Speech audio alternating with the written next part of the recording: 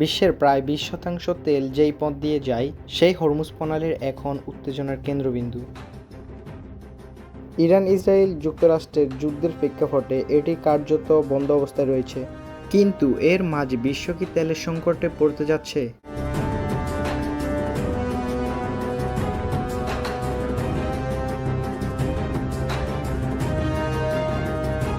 Hello, I am মাইনুসাইন। আপনারা দেখছেন প্রোভিয়েট অ্যাপেবল চ্যানেল থেকে।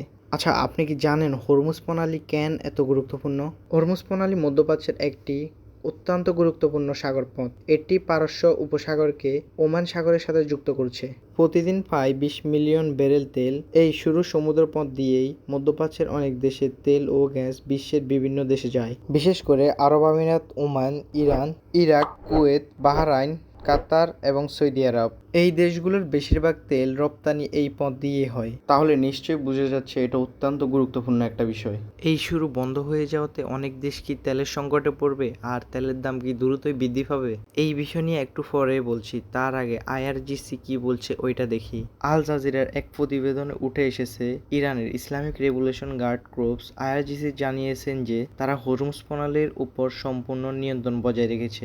আবার যুক্তরাষ্ট্রের প্রেসিডেন্ট ডোনাল্ড ট্রাম্প বলছেন প্রয়োজনে ট্যাঙ্কগুলোকে নিরাপত্তা দিতে তিনি নৌবাহিনী মোতায়েন করতে প্রস্তুত। আইআরজিসির নৌবাহিনীর কর্মকর্তা মোহাম্মদ আকবর জাহাদে বুধবার ইরানের প্রেস নিউজ এজেন্সিকে বলেন, বর্তমান হরমুজ প্রণালী ইসলামী প্রজাতন্ত্র ইরানের নৌবাহিনীর পূর্ব নিয়ন্ত্রণে রয়েছে।